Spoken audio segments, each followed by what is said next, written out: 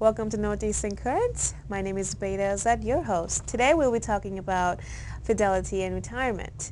To gauge how prepared Americans are when it comes to saving for retirement, a new fidelity study has introduced the Retirement Preparedness Measure, RPM, which evaluates how ready Americans are to meet their estimated expenses in retirement.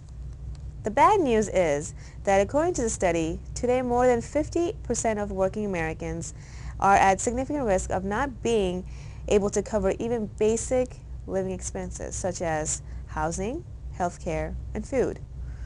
The good news is that no matter what an investor's age, there are actionable steps that can be taken to better prepare financially for retirement and build a nest egg needed to rely on to enjoy those golden years. Today we have John Sweeney. He is Executive Vice President, Retirement and Investing Strategies at Fidelity Investment. He shared key findings from Fidelity research and key strategies for different age groups, from young people in 20s and 30s to those closer to or in retirement, in order to rev up their RPM and become better prepared for a more secure financial future. John, can you explain to our viewers, how can you estimate how much you need in retirement? You know, the situation is very individualized, so there are some rules of thumb, but I'll give you a range. So what you want to think about is you need some income that you're going to provide to yourself, either through Social Security, a pension, or your own personal savings. That's a percentage of what you made before you stopped working. So that range can run essentially from 70 cents on the dollar to almost 100 cents. And I'll give you some reasons why that might differ. Somebody making $20,000 a year, spending almost all of their money and all of their income on those essential expenses. They have very little discretionary spending, and they're probably not able to put a lot away for savings. If I contrast that with a higher income earner, they've got some discretionary spending that they're taking today. Hopefully they're saving some as well. So both of those two components can be ratcheted down in retirement. So that's where you get this range, essentially, of how much you're going to need to cover in retirement. What steps should you be considering in your 20s and 30s? Sure. The two biggest drivers of success are really time and your savings rate, and that applies to all savers across all age cohorts. But for young investors, they've got the benefit of time on their side.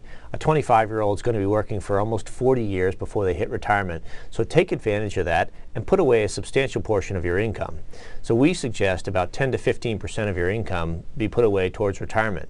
And while that might seem like a large amount, particularly with a young investor who's trying to perhaps pay off college debt, save for a first home, perhaps put a child through college, what's really important is to recognize that you have to make some trade-offs today that will help benefit you 40 years in the future when you reach that retirement date. What can people do to become better prepared? Can you give us some examples? Sure. We find lots of customers who come in and say, I'm 55, I'm 60, here's where I am, can you help me from here? And certainly there are strategies that we can help people with. So a couple of the big ones are, first, come in and figure out where you are.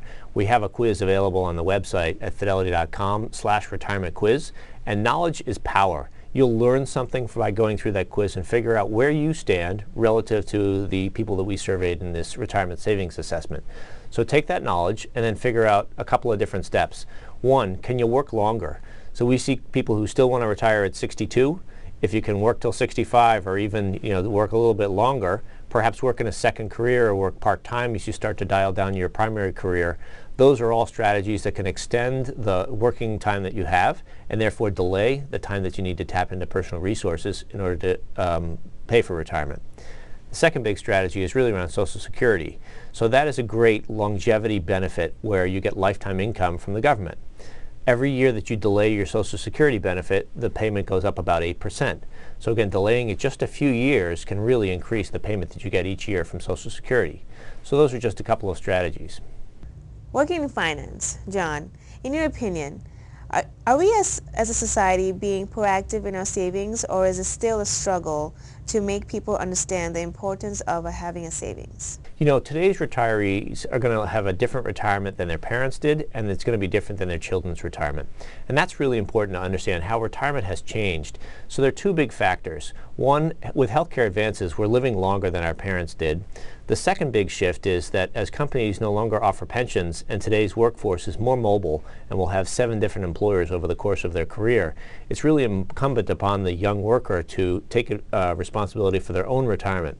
So those two factors really are very, very important and will force today's current workers to save more for their own retirement and be more responsible for their retirement income when they get to that point. Thank you, John Sweeney, for coming in today for this valuable information. I'm sure to take up on that. Thank you again. We'll be back for more Northeast Current after these messages.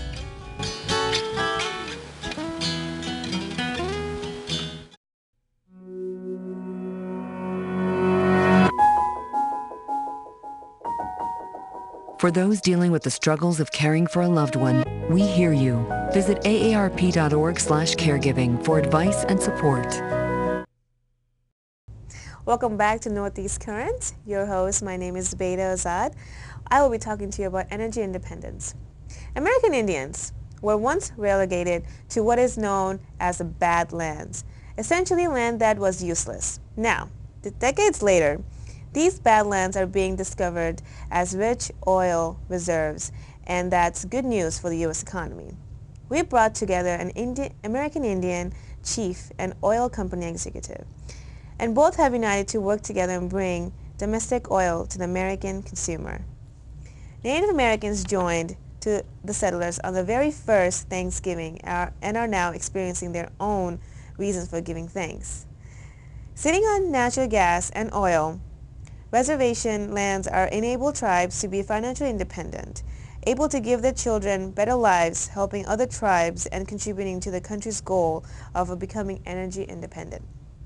Via satellite from Earth Lodge at Fort Berthold Indian Reservation, North Dakota, we have Chief Tex Red-Tipped Arrow Hall of the Mandan Hidatsa Arikara Nation and Chris Faulkner, CEO of Berthling Energy. Welcome to the show. Chief Hall, can you please describe me the history and struggle of your people from poverty to financial freedom? Yes, there are 3 tribes here, the Mandan Hidatsa Arikara tribal nation, and we had a thriving economy. So a couple hundred years ago, 1804, President Jefferson told Lewis and Clark that the secret of your mission is to winter with the Mandan Indians.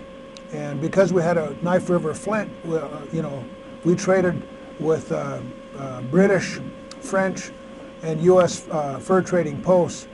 And then after that, we got into war with the United States, and we signed a peace treaty in 1851, and they put us and established a reservation, and we had 13 million acres of land that stretched from North Dakota to the Black Hills to the Powder River in Wyoming to the Yellowstone in Montana, 13 million acres, and they stole most of it and put us on bad lands, and we're presently on a 1 million acre reservation in west central North Dakota. So they took away, of course we had corn and crops and buffalo, and so on the Badlands we couldn't grow any of that crops anymore, and so it destroyed our economy. And then oil and gas, the first well was horizontal well was drilled here in 2007, and so now we have 850 oil wells, and we created a tribal trust fund. $200 million we put into a trust fund from our oil and gas revenues, and now our young people can utilize those funds to go to any college or university anywhere. And we have help with medical assistance. We help all of the schools here. We created a tribal housing program. We have over 125 brand new homes on the reservation, and we're just so happy and feel so blessed that our economy has come back and we're becoming independent.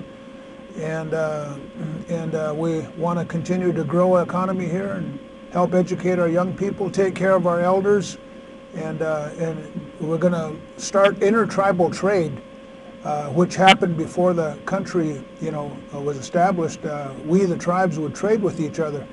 And when they put us on reservations, it destroyed our economies. We had nothing to trade anymore, and we depended on the federal government.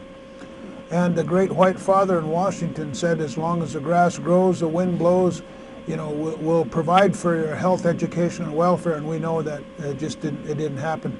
And so we have, huge unemployment with many reservations, high poverty, poor health care, poor educational achievement. And with our oil and gas economy, it clearly shows when you develop your own economy, then you're not dependent on the federal government. You can thrive. And so that's what we're trying to do, is trying to help other tribes that are not as fortunate by helping develop their economies now. Mr. Faulkner, can you tell me how the Native American story is also the American story? Well, I mean, I think he got it right when he said that these folks up here now are independent. And I think that is a great story, because our country is becoming independent. And every barrel of oil that's beneath our feet that we can bring out of the ground is one less barrel of oil that this country has to lug from the Middle East or Venezuela or other countries that they don't consider America their friend. And if you look at what we're doing up here, it's ground zero really for this American energy revolution. 7.5 million barrels every day coming out of the ground for the benefit of America. These folks now have a budget that was 100 times what it was just a few years ago. And so this is just starting to happen. And look at all the benefits. This industry paid $75 billion last year worth of tax revenue for the states in this great country, $290 billion worth of GDP support for our country. So it couldn't be happening at a better time. And I think that this really, with Thanksgiving upon us, is a great American story that we wanted to get out there. And that's why we're up here in North Dakota today. Mr. Faulkner, can you please explain to me how U.S. corporation and entrepreneurs are working with American Indians like Tex to open up hydraulic fracking on these badlands?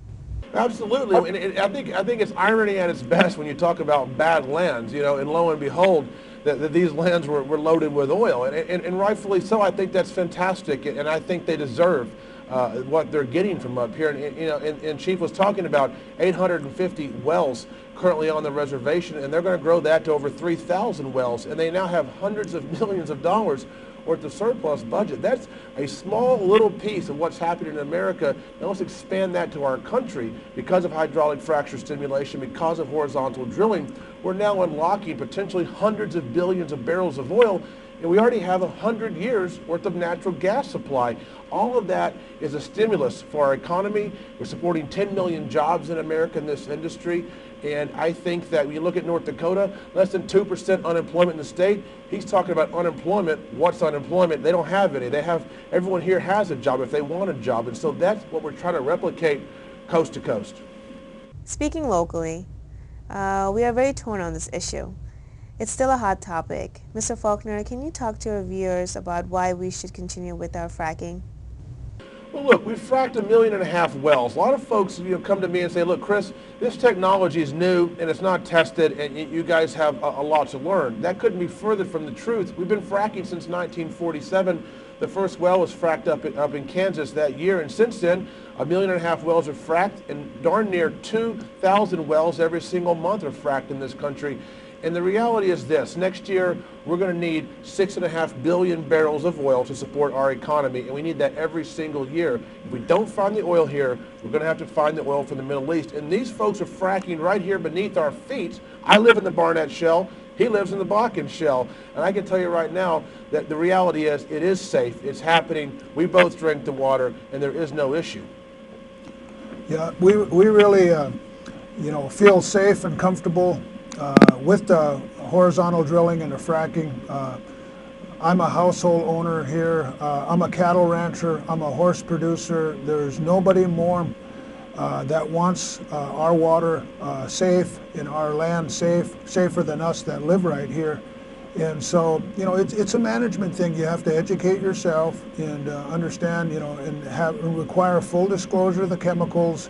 And then you make sure that these wells have the highest industry specifications, the best management practices for cement bond logs and pipe casing and certified disposals and that sort of thing. And then you test your water. You make sure that it's safe, and then you inform your community and your constituents that the water is safe. We've had 850 oil wells, all of them 100% hydrofrac, 100% safe, and then the public feels comfortable about it, and that's what we are right here. It's a game changer for the economy here, and so we're fine, and we support the horizontal drilling and the fracking that has to occur to get these wells produced from the Bakken shale. Thank you, gentlemen, for sharing this information with us and our viewers. I hope to see you succeed with this endeavor. Thank you again, and we'll be back again next week with Northeast Current. I'm your host, Zobaida Azad.